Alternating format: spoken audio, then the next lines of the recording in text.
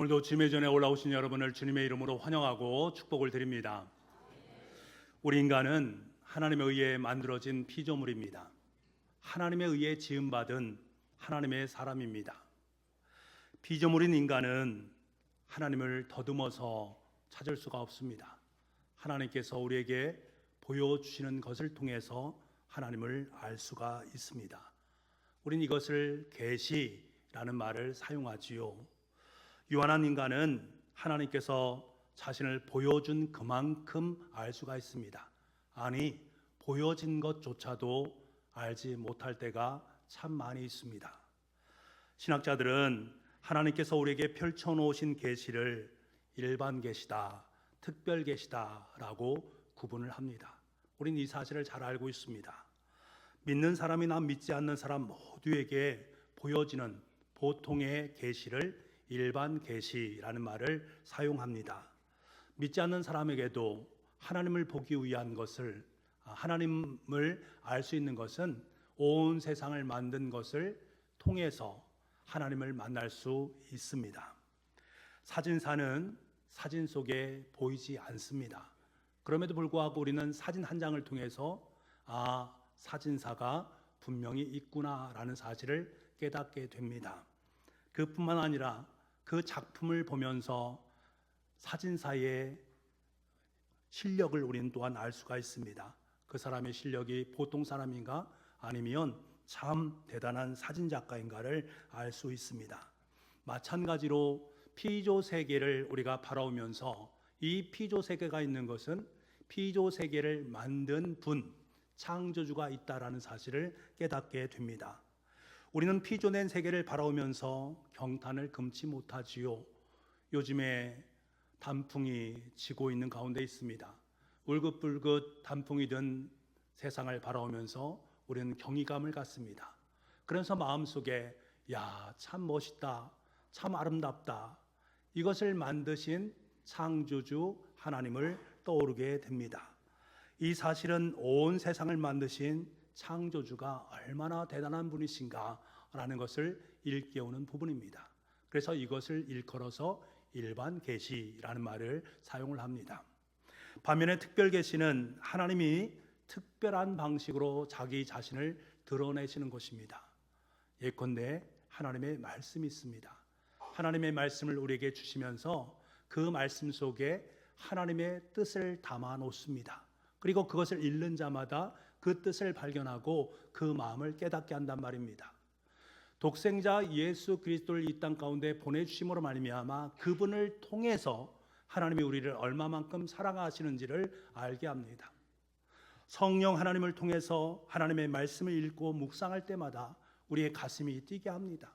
그리고 뛰어난 가슴이 뛰게 한 그 말씀을 마음에 품고 그 말씀으로 삶을 살아냅니다. 이 모든 것 일컬어서 특별 계시라는 말을 사용을 합니다. 특별 계시는 하나님을 인정하는 사람들만이 받는 계시입니다.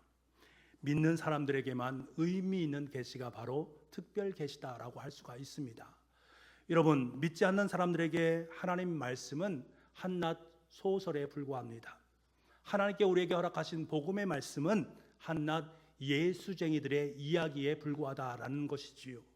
하지만 하나님을 믿고 의지하는 사람들에게는 그 하나님의 말씀이 하나님의 뜻이 담겨져 있고 그 말씀을 통해서 내 삶을 아름답게 만들어 가시기 위한 하나님의 사랑이 그 속에 가득 차다라는 것을 우리는 깨닫게 됩니다.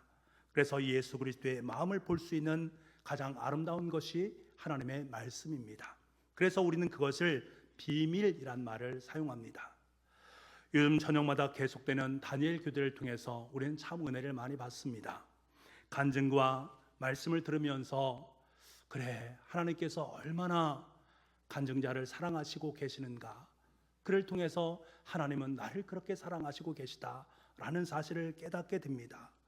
그리고 강사문의 마음을 함께 공감하면서 때론 눈물도 많이 흘리고 또 함께 한 마음을 모두와서 중보 기도를 하는, 하나님께 부르짖는 그러한 아름다운 시간을 갖고 있습니다. 다니엘 기도를 통해서 성령님께서 얼마나 강력하게 우리 가운데 역사하고 계시는가라는 것을 깨닫게 되어지고, 거룩하신 하나님 앞에서 마음속으로 다짐하고 결단합니다. 주님, 저도 하나님 나라를 위한 간증자로 세워지기를 원합니다. 하나님의 역사를 반방에 드러내는 하나님의 간증자로 서기를 원합니다. 그렇게 결단하고 고백하고 소망하고 있습니다. 이 다니엘 기도에는 하나님을 인정하는 사람들만이 경험할 수 있는 것입니다. 세상에 믿지 않는 사람들은 다니엘 기도에 대해서 전혀 관심조차 없습니다. 왜냐하면 나와 상관없는 것이다 라고 여기기 때문에 그렇습니다. 이런 의미에서 보게 되면 이 다니엘 기도에는 하나님께서 저와 여러분이 허락하신 아름다운 특별 계시다라고 할 수가 있습니다. 근본 다니엘 기도를 통해서 저에게 큰 도전을 주신 분이 있습니다. 목요일날 간증하셨던 이 요셉 작가입니다. 이 작가분은 사진을 통해서 온 세상 창조 세계 속에서 섭리하고 계시는 하나님의 그 오묘한 섭리를 우리에게 일깨워 줍니다. 그분이 간증하는데 저에게 두 가지가 크게 다가왔습니다. 하나는 나에게 하나님의 마음이 부어지게 되면 하나님이 말씀하셨다 인정할 수 있다라는 그 뜻입니다. 통상 우리는 간증하면서 이런 말 합니다. 하나님께 나에게 말씀하셨습니다. 하나님께 나에게 말씀하셨습니다. 나에게 직접적으로 하나님께 말씀하셨다기보다는 이렇게 간증할 수 있는 이유는 온 세상을 만든 하나님께서 피조물된 우리에게 당신의 마음을 부어주시고 그 마음을 깨닫게 하심으로 말미암아 그것을 내 입술로 고백하게 하는 것, 그러니까 하나님께서 말씀하셨습니다 라는 뜻이 그 속에 하나님의 마음이 담겼다라는 것을 의미하는 뜻이라는 것입니다. 또 하나는 하나님의 약속의 말씀 위에 나의 일상을 올려놓을 때에 우리는 하나님을 만났다라고 고백할 수 있다라는 것입니다. 창세기 15장에 보면 아브라함과 하나님과 언약을 맺는 장면이 나오는데 너무나 독특한 장면입니다. 하나님이 아브라함에게 암소와 암염소, 순양과 산비둘기와 집비둘기를 가져오게 하고는 그 둘 사이를 가르게 합니다. 그리고 서로 마주 대하게 하지요. 그리고 난 다음에 아브라함이 잠이 들었을 때에 그 사이를 횃불로 지나가면서 하나님께서 언약을 맺는 모습을 보게 됩니다. 원래 언약을 체결할 때에는 양 당사자가 쪼갠 고기 사이를 지나갈 때에 서로 간에 언약을 맺었다라고 성립이 될 수 있습니다만 창세기 15장 말씀은 유독 아브라함은 잠을 자고 있고 하나님께서 그곳을 홀로 통과하셨음을 말씀하고 있습니다. 작가분은 이 부분을 하나님께서 친히 쪼개진 사이를 걸으시면서 우리와 약속을 하셨는데 그 약속은 지금도 유효하다는 것입니다. 중요한 것은 하나님의 약속은 유효한데 그 약속 위에 나의 일상을 올려놓게 되어지면 그 일상을 통해서 하나님과 함께 걸어가게 됨으로 말미암아 그 약속이 내 삶 속에 성취되는 것이다. 이 약속의 말씀 위에 올려놓고 하나님과 함께 걸어갈 때에 우리는 하나님을 만날 수 있게 되어지고 그 속에서 하나님의 마음을 느낄 수 있다는 것입니다. 그래서 이요셉 작가는 일상 속에서 하나님의 말씀, 그 말씀을 일상 속에 올려놓을 때에 일상 속에서 하나님 마음을 깨닫게 되는 이야기를 우리에게 해주면서 일상 속에서 하나님을 만나라라고 우리에게 권유하고 있습니다. 저는 이 모습을 보면서 너무나 참 멋지다라는 생각이 들고 너무나 큰 감동을 받았습니다. 이것이 바로 특별 계시입니다.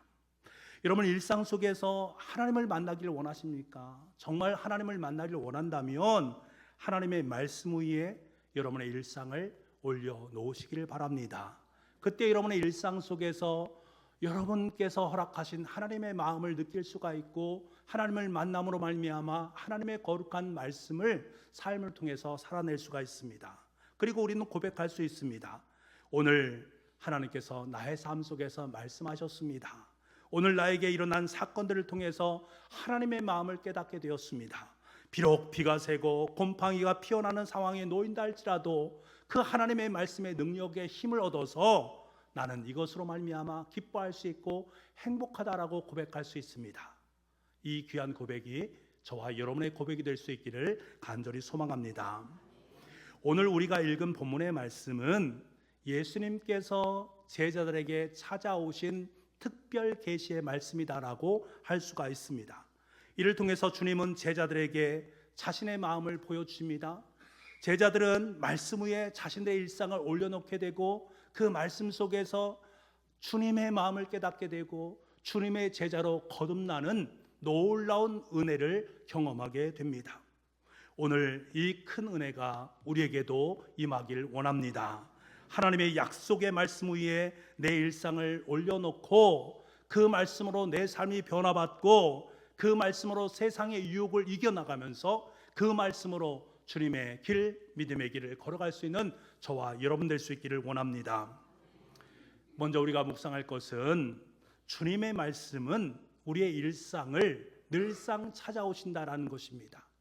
주님의 말씀은 한결같이 우리를 찾아오십니다. 여러분의 일상, 여러분의 살아가는 모든 삶의 사건들마다 하나님은 찾아오셔서 우리에게 말씀해 주십니다. 1절과 2절 말씀입니다. 무리가 몰려와서 하나님의 말씀을 들을새 예수는 게네사렛 호숫가에 서서 호숫가에 배 두 척이 있는 것을 보시니 어부들은 배에서 나와서 그물을 씻는지라. 갈릴리 호숫가에서 말씀이신 예수님이 오시자 많은 사람들이 말씀을 들기 위해서 몰려들게 됩니다. 이때 주님은 호숫가에 떠 있는 배를 바라보시고 그 배 두 척 중에 한 척인 시몬의 배에 올라타시면서 배를 해안에서 조금 떨어지게 띄우라라고 말씀을 하십니다. 예수님은 그 배에 앉으셔서 배를 설교단 삼아서 하나님 나라에 대해서 말씀을 선포를 하십니다. 여러분, 말씀이신 예수님은 지금 제자들의 일터 그 배 위에 올라서셔서 말씀을 전하십니다. 우리의 일상 속에 찾아오셔서 우리에게 말씀을 전하십니다. 찾아오셔서 말씀을 선포하시면서 그 말씀이 얼마나 위대한지를, 그 말씀에 순종하는 삶이 얼마나 값진지를 일깨워 주십니다. 예수님은 시몬에게 말씀하십니다. 깊은 데로 가서 그물을 내려 고기를 잡으라. 그러자 시몬은 뭐라고 응답합니까? 5절 말씀 같이 보겠습니다. 5절입니다. 시작. 시몬이 대답하여 이르되 선생님, 우리들이 밤이 새도록 수고하였으되 잡은 것이 없지만은 말씀에 의지하여 내가 그물을 내리리다 하고, 예수님의 말씀에 시몬은 말씀에 의지해서 그물을 내리리다 라고 응답하는 모습을 보게 됩니다.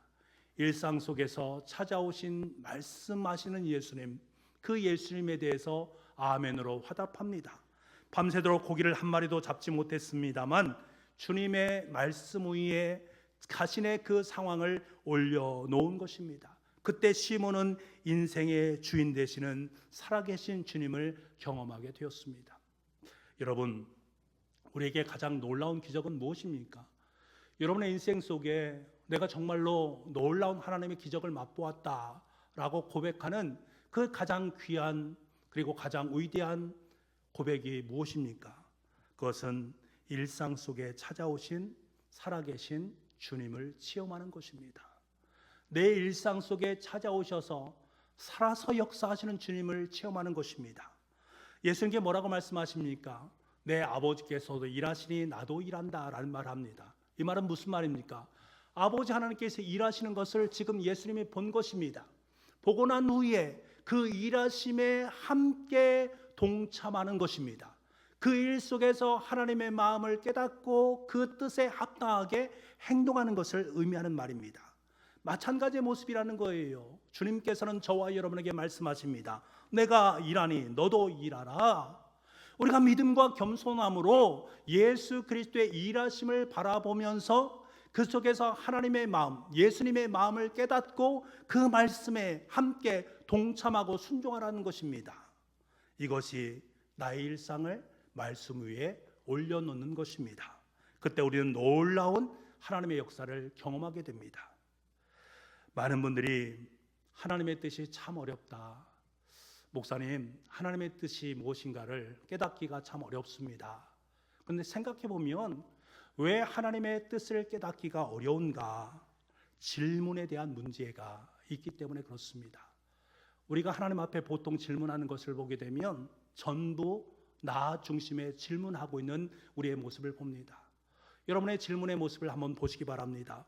나를 향하신 하나님의 뜻이 무엇이지? 나를 통해서 이루실 하나님의 뜻이 무엇이지? 나를 이곳에 보내신 하나님의 뜻이 무엇이지? 나를 이 일터에 보내신 하나님의 뜻이 무엇이지?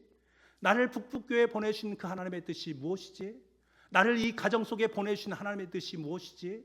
전부 다 나로부터 시작되는 질문에서 나로 끝나는 모습을 보게 됩니다.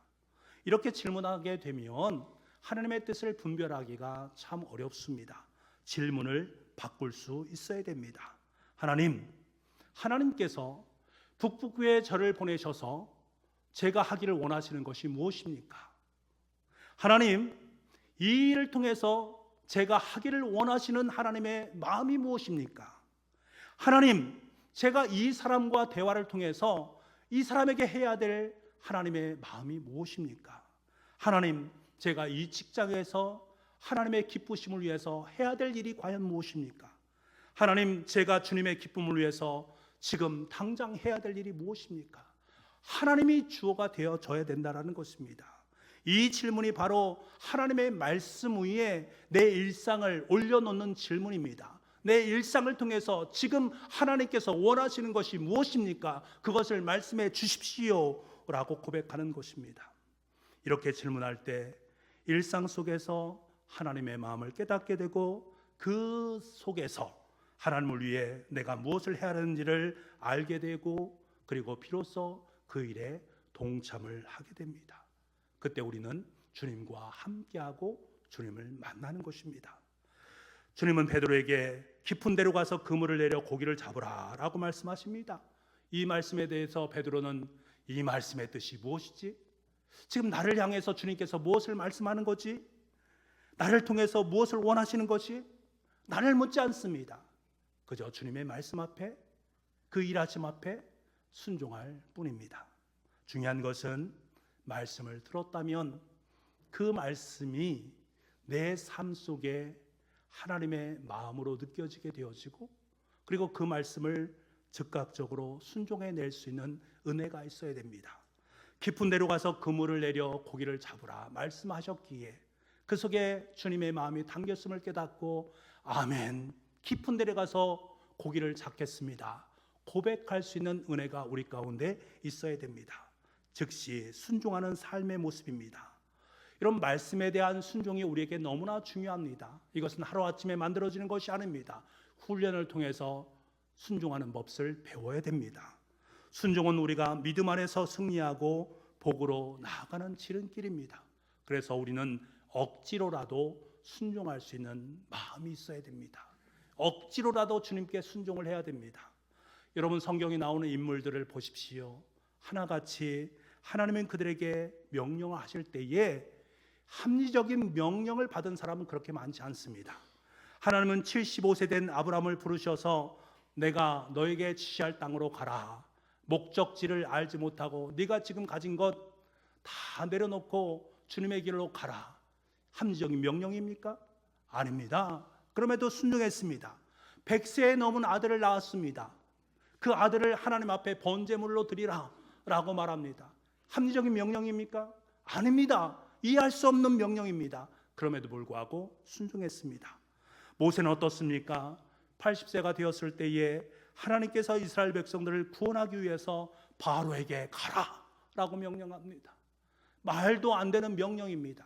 그럼에도 불구하고 순종했습니다.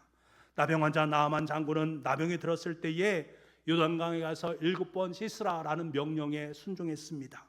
갈릴리 해변에서 고기를 잡던 제자들에게 주님은 너희의 가진 모든 것을 다 내어버리고 나를 따르라 라고 명령했습니다. 그러자 그가 가지고 있던 배를, 아버지를 버려두고 주님을 따랐습니다.